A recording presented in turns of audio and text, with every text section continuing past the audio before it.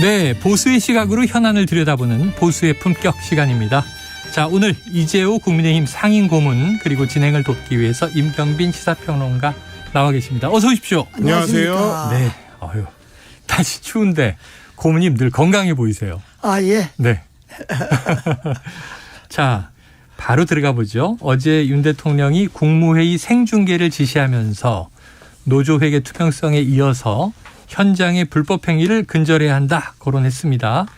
대통령이 직접 전면에 나서서 연일 노조를 강하게 압박하는 이례적인 모습인데 어떻게 보셨습니까? 답답하시니까 말해도 잘 이게 빨리빨리 진행 안 되고 노조 장부 내라는 거 벌써 지시한 지가 오래됐잖아요. 여러 번 나왔죠. 여러 번 나오고 근데 이게 제대로 안 되니까 대통령이 직접 나설 수밖에 없는데. 네. 그러나 매사를 노조 장부 내는 거, 건설 현장에 폭력배 하는 거, 네. 이거는 담당 부서 장관들이 사실 해야 될 일이거든요. 네네네. 근데 이제 잘 안 돌아가니까 네. 대통령이 직접 나섰으니까 대통령이 직접 나서는 거는 뭐라고 할 수 없지만은 네. 그러나 이게 내각이 잘 안 돌아간다고 하는 것을 또 드러낼 수 있는 반증하는 거죠. 거 아니냐. 예. 저렇게 해갖고는 오래 못 갑니다. 매사를 대통령이 직접 나서기 시작하면 이게 정부가 이게 제대로 되겠습니까? 네. 자, 그런데 그렇죠. 말씀하신 대로 저 과거에 노태우 대통령 때 범죄와의 전쟁 이렇게 등장한 적은 있는데 이게 건폭과의 전쟁 이건 굉장히 좀 이렇게 구체적이잖아요. 분야가 결정돼 있고. 사실 이게 이제 각 대통령들마다 집권 초기에 종종 하던 거여가지고 박근혜 전 대통령 시절에도 기억하실지 모르겠지만 이제 불량식품과의 전쟁, 그런 거를 이제 걸었었던 적이 있는데 사실 저는 약간 의문이 드는 게 지금 언론에서도 지적하는 게 그겁니다. 그러니까 건설 현장에서 발생하는 폭력 상황에 대해서는 당연히 이제 엄정한 처벌이 필요하고 단속을 해야 되겠지만. 그거랑 별개로 지금 정부에서 얘기하는 거는 이를테면 이제 크레인 기사들에 대해서 이제 월예비라고 해가지고 관행적으로 지급하던 웃돈들 이런 거를 폭력의 범주로 이제 묶어서 지금 정부에서 얘기를 하고 있는데 이런 관행들은 사실은 이제 발생했었던 어떤 근본적인 부조리의 원인이 별도로 있는 거라 이게 단순히 이제 노조가 이게 돈을 탐해서만 발생한 문제가 아니고 애초에 각 시행사들이 이제 더 많은 일을 시키기 위한 차원에서 시작했던 거다. 그런 관행이었던 건데 이걸 이렇게 묶어서 이제 단속하는 게 가능하냐. 조금 더 근본적인 개선책을 정부가 가지고 나와야 되는 거 아니냐. 이런 지적들도 있더라고요. 그래, 그런 지적은 할 수 있는데 이게 건설 현장의 폭력과의 전쟁 요렇게 구체적으로 들어가는 거는 그건 강론이니까 이 윤석열 대통령이 정말로 선언을 해야 될 거는 부패와 전제이죠. 네. 윤석열 정부는 사회에 어떤 부패도 용납하지 않는다. 그 중에서도 지도층의 부패는 용납하지 않는다. 그 지도층의 부패는 이제 대장동 50억 그 뇌물 사건이라든지 또 이런 부패와 전쟁을 하기 위해서는 나는 대통령실 안에 특별감찰관제를 두겠다든지 이런 거. 지금 임명을 하지 않고 있죠. 그렇지 않은 거 있지. 그러니까 이런 외형을 나누어서 그 부패와 전쟁이라는 큰 거는 대통령 이야기하고 그다음에 강론에 들어가서는 해당 부서가 예를 들어서 건설 현장의 폭력과 전쟁은 국토부가 맡는다든지 노동부가 맡는다든지 무슨 환경에 관계되는 부패는 환경부가 맡는다든지 이렇게 해서 윤석열 정부 전체가 내 임기 동안에는 사회 지도층이나 가끔 어떤 부패도 발못 붙이게 하겠다. 이렇게 나가야 국민들에게 저거 상당히 오래 가겠구나 이렇게 이야기하지. 강론에 들어가서 하나를 갖고 집중적으로 해버리면 저거 오래 갈까 이런 염려들을 하죠. 그래서 그 정부가 대통령이 그렇게 하시는 건 좋은데 좀 밑에 참모들이나 좀 구체적으로 큰 그림을 갖고 윤석열 정부는 검찰총장이 대통령이 됐잖아요. 그러니까 부패라 부정례 이런 거는 제일 잘할 것 아닙니까? 검찰 출신들이.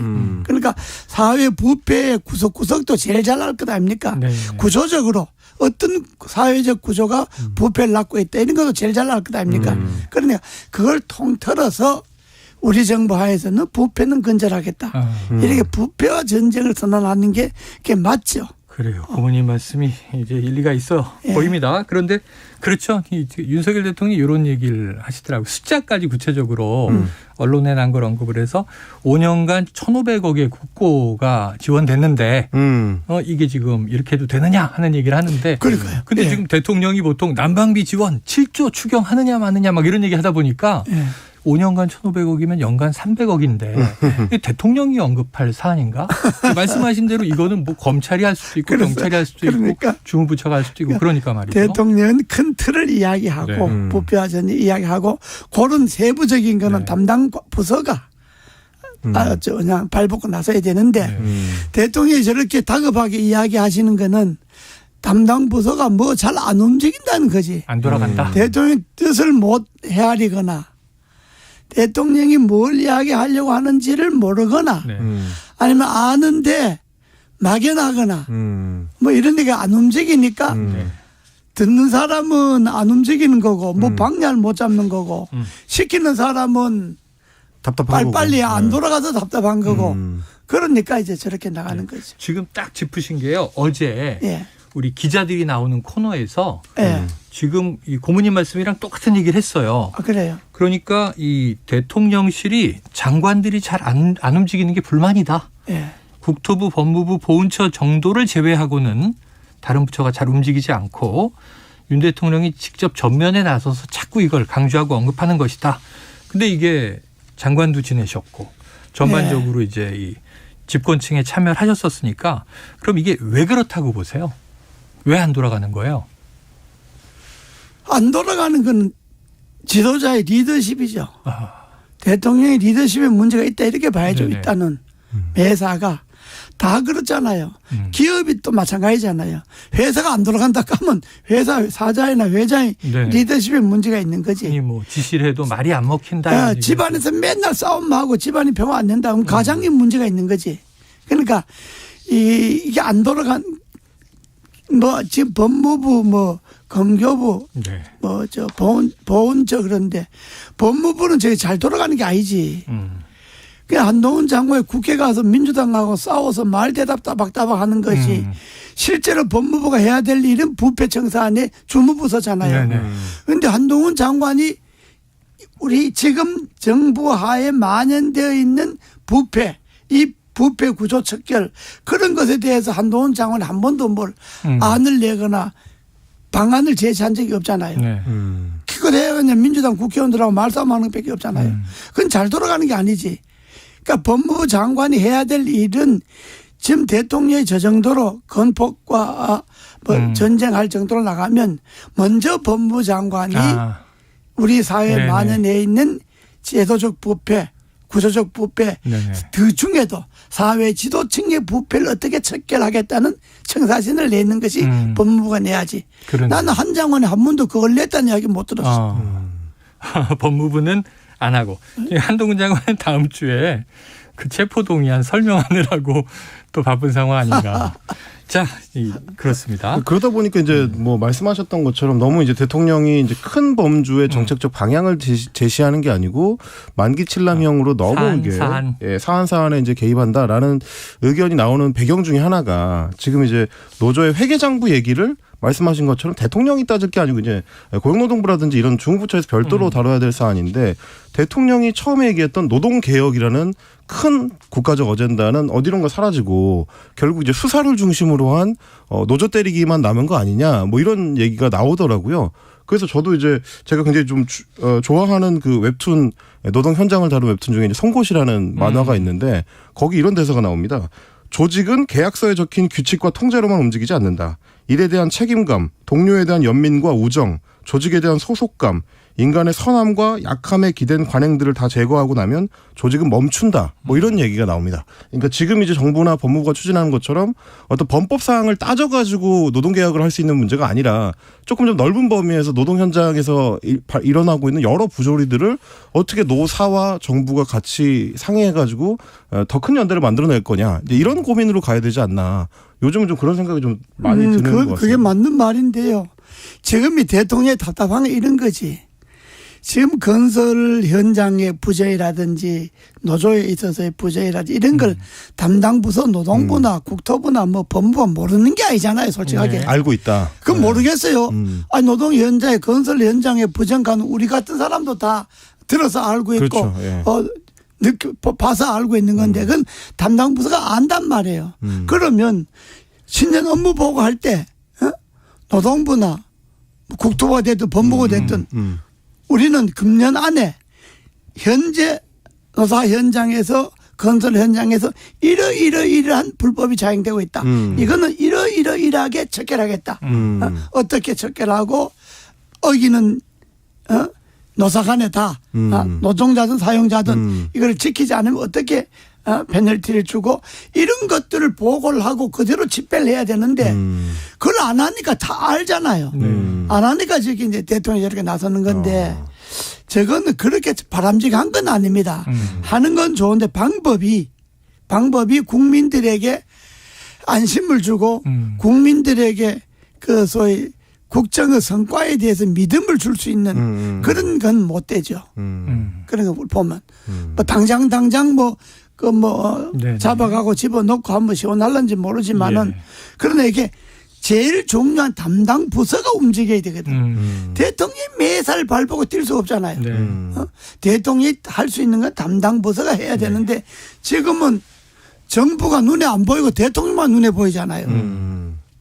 그래서 그러다 보니까 이제 이런 해석도 나옵니다.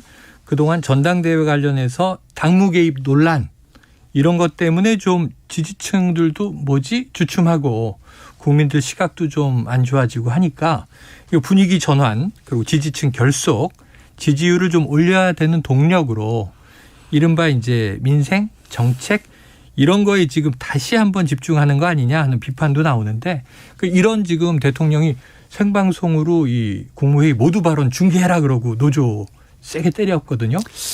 어떻게 보세요? 그 배경. 뭐 그렇게 할 수 현재 대통령 입장에서는 뭐 저렇게 나가는 심정은 이해가지만은 지금 초기에 국민의힘 전당대회에 또 주자들 사이에 너무 깊이 대통령이 개입하는 바람에 일단 부정평가가 많이 나와버린 데다가 신뢰가 떨어져 버렸잖아요.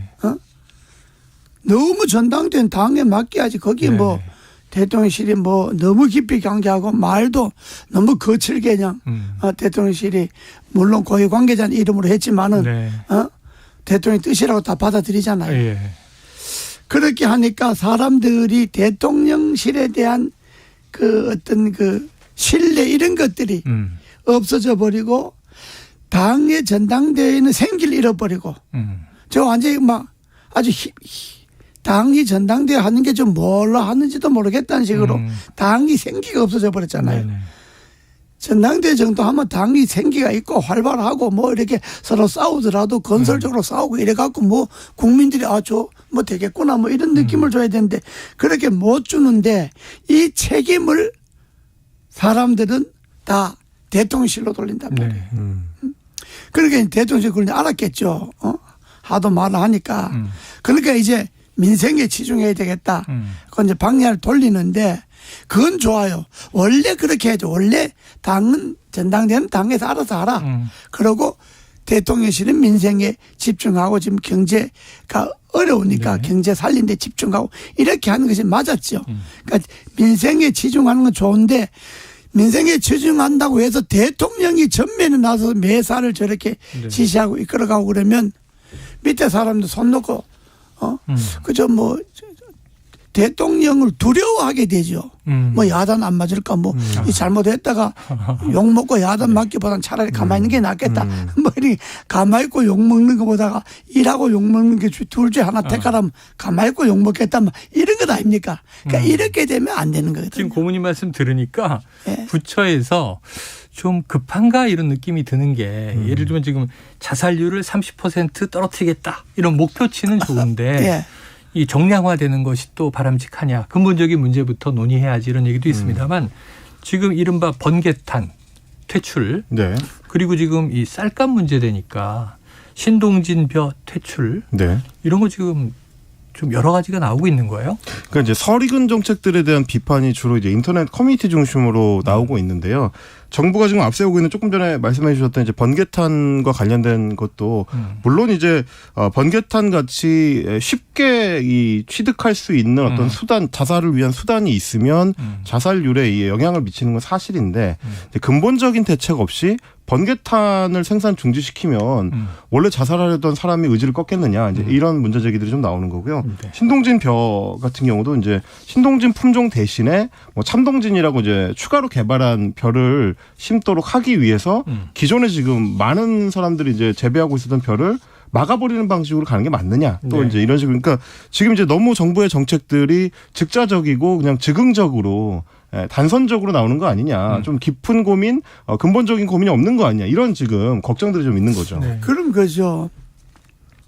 정부의 정책이 뭐 매사를 비판하려고 하면 비판 안 할 게 없겠지만은 또 정부의 정책이란 게 뭐 다 뭐 100% 뭐 완벽한 게 없는 건 또 사실이에요. 우리도 해보면 그 엉뚱한 데서 생각도 안 한 데서 비판이나 반대가 나오고 이런 것도 있거든요. 그러나 이번에 이 번개탄 문제는 자살률이 그걸 뭐 몇 프로 떨어뜨리겠다. 그렇게 뭐 자살률이 확정되어 있는 것도 아니고 그 주에 뭐 몇 프로 떨어뜨리겠다는 게 그렇게 발상하는 게 그게 좀 그게 비정책적이라고 봐야죠. 정책이라고 하는 게. 그리고 자살하는 원인을 분석을 해갖고 왜 자살을 하는 건지 그래서 그 이유를 뭐 생활고로 자살한다고 뭐 생활고를 안 되도록 뭐 해준다든지 뭐 이런 걸로 그러니까 사회적 원인을 분석해갖고 그걸 줄여나가는 이런 걸로 해야지. 아, 자살한 사람이 뭐 번개탄만 피고 자살하나요? 아, 목매 죽으면 그걸 끈다 없애야 되겠네. 약 먹고 죽으면 약국 다 없애야 되겠네. 이렇게 단편적으로 하면 안 된단 말 정책이라는 게. 그렇게 하면 안 된다. 그런 것이 문제다 이 말이지. 또 신동진 벼 그것도 쌀 생산량을 줄이려면 쌀 소비와 생산과 균형을 맞추고 안 맞춰지는 부분 정부가 어떻게 대응을 하고 농민들을 어떻게 다른 농작물로 유도를 하겠다든 이런 기본적인 방법을 내놔야지 그냥 특정 벼 품종을 없애서 딴 품종 만들어서 생산량 존을 하겠다 이렇게 되면 이게 안 되는 거죠. 정부가 정책이 이건 그냥 그냥 장난스럽게 하는 거지. 그러니까 그렇게 하면 안 되고 좀 더 고민을 하고 좀 더 진지하게 국민들이 정부를 신뢰할 수 있는 정책을 내놔야죠. 고민이 없거나 단편적이다.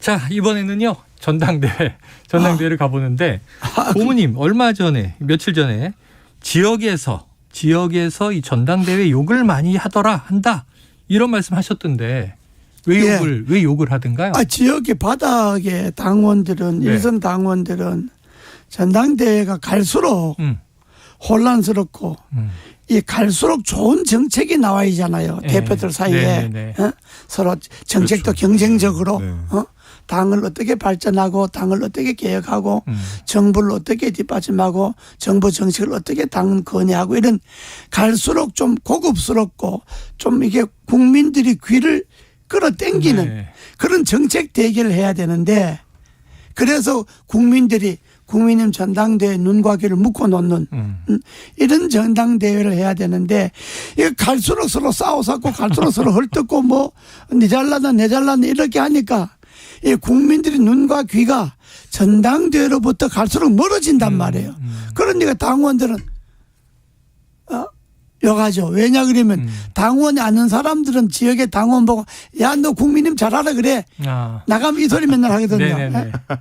내가 나가도 고모님 좀 잘하십시오. 내 보고 맨날 그러거든. 그러면 듣는 사람들이 열나지. 응? 내가 잘못한 것도 아닌데. 자기가 뭐 아무 잘못 자기는 뭐 그냥 당배냐고 충실한 당원인데 주민들은 자기 보면 당신은 국민님이지 이거 좀 잘해 뭐 이러니까 열받잖아요. 네. 그러니까 자연적으로 전당대 지금 저 따위로 하냐고 말지 뭐 맨날 싸워서 말이 뭐 다 그만불에 그 밥이지 뭐 이렇게 욕하죠. 근데 그거는 당 지도부나 전당대를 이끌어 나가는 그 지도층이 국민들에게는 고소하고 당원들에도 신뢰를 못 주고 있는 거죠. 후보들도 그렇고. 후보들은 뭐 당연하고. 당연하고. 그러니까 이게 답답하고 이게 그냥 우리끼리 싸워 사는 거지. 국민들이 관심을 좀 묶어둬야 되는데 그게 좀 부족하다고 봐야지. 자, 지금 분위기가요. 뭐 이른바 뭐 대세론 뭔가 좀 변화가 약한 거 아니냐. 근데 그게 이제 초기에 대통령실 개입이 드라이브를 건 거 아니냐. 뭐 이런 이제 비판이나 분석도 있고 지금 좀 반전 가능성이 있다고 보세요? 어떻게 보세요? 이제 지금대로 가면 1차전에서는 과반 얻는 후보가 안 나온다고 봐야지. 어렵다. 지금대로 간다면. 그럼 결선까지 갈 거다. 결선 투표를 할 수밖에 없다. 네, 지금대로 간다면. 그러면 결선 투표에 가면 이게 그냥 대세를 유지하기가 어렵지. 결선 투표 가면 순위가 바꿔진다고도 봐야죠. 둘만 놓고 싸우면. 지금 여론조사라는 게 뭐 400 몇 명, 300 몇 명 뭐 당원들 요거 갖고 그렇죠. 지금 조사하잖아요. 그거는 80만 당원이잖아요. 17개 시도로 나누고 20대부터 연령대로 나누고 남녀별로 나누면 한 연령 한 지역에는 2명, 3명밖에 여론조사 응답이 안 되잖아요. 그러니까 그거 갖고는 여론조사를 신뢰하기 어렵잖아요. 그게. 그러니까 뭐 지금 나오는 그 여론조사는 믿을 바가 못 되기 때문에 1차전에서 과반 없다. 당락이 결정이 안 되면 누가 과반을 얻어갖고 2차전에 간다 그러면 이거는 그러면 3등, 4등이 다 10% 이상 얻는다고 봐야 되지 않습니까? 그렇죠. 1차전에 끝 안 난다고 하는 거는. 1등이 50%가 안 넘는다는 거는 나머지 세 사람이 갈라가는 표가 50% 넘는다고 봐야 되잖아요. 그러면 2차전에 가서는 결말이 어떻게 될지도 모르지. 그래요. 알겠습니다. 자, 지금 이제 국민의힘 상임 고문이십니다. 이것도 해촉되는 거 아닌가? 뭐 지난번에 한번 걱정을 하셨는데 유지하고 계십니다. 자, 얼마 전에 이제 시끄러웠던 것 중에 하나가 이른바 이제 대통령 명예 당대표론 있었지 않습니까? 그런데 이제 기자의 취재기를 쭉 듣다 보니까 이게 애초에 어디서 나온 얘기야? 그랬는데 무려 윤 대통령이 직접 꺼냈다라는 전언도 있었어요. 요건 어떻게 보셨어요? 뭐 대통령이 설마 뭐 직접 꺼냈겠어요. 왜냐 그러면 여당에서는 대통령 자체가 이미 명예대표적 성격을 갖고 있습니다. 이미? 왜냐 그러면 당의 중요 사안은 대통령과 사의를 하거든요. 사의를 안 한다 하더라도 대통령실에 있는 그 참모들하고 사의를 하거든요. 그러니까 여권의 대통령 존재 자체가 이미 명예대표적 성격을 갖고 있는데 타이틀을 굳이 안 붙여도 굳이 거기다 명칭까지 붙여갖고 속썩일 일이 없잖아요. 저 당 골치 아픈 데잖아요. 그리고 골치 아픈 것을 뭐 사사할 일이 뭐 있나요? 그거는 뭐 누가 충성분자가 뭐 저 윤핵관이라고 하는 충성분자 중에 누가 뭐 바람을 잡았겠지. 잡아서 뭐 여론을 일으키려고 해보니까 말도 안 된다고 그러니까 이제 접었다. 쑥 들어가 버렸는데 그런 사람들을 말하자면 간신이라는 겁니다. 오히려 경계를 해야 되는. 그럼 그렇게 되지도 않은 소리 내갖고 시끄럽게 만드는 거 오히려 대통령의 위상을 떨어뜨리는 거 그걸 경계해야죠. 그걸 좋다고 가만 놔두면 안 되지. 그러니까 그런 사람들이 당연 있기 마련이에요. 어떻게 해서 점수 좀 따볼까? 이제 뭐 대통령을 명예대표로 하자. 세상에 당에 그게 당정 분리가 돼 있는 건데 그리고 이 대권과 당권을 분리하는 이유 중에 하나가 대통령에게 실질적으로 모든 권한을 안 주는 이유가 제왕적 대통령제를 좀 줄이 불칙하자. 견제해보자.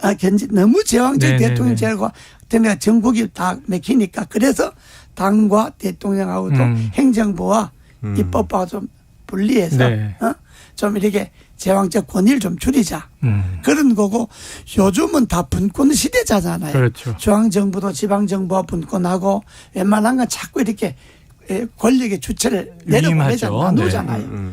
그런데 이건 뭐 다시 당 나눠놓은 당을 다시 또 하나로 또 합치자고 하는 거는 이건 말이 안 되는 거니까 듣는 사람들은 웃지 기가 막히지.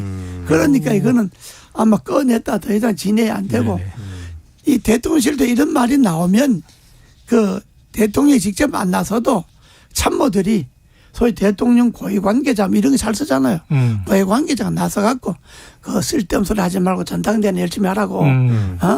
그 쓸데없는 소리 해갖고 시끄럽게 하면 전당대회나 제대로 하라고 이렇게 한마디 해줘야 됩니다. 그래야 다시 그런 일 또 안 하지. 그래서 분권 얘기를 하셨는데 또 이때는 같이 당정 융합 뭐 이런 얘기도 나오고 해서 여러 가지. 당정 융합하려면 군사정권 때 하죠.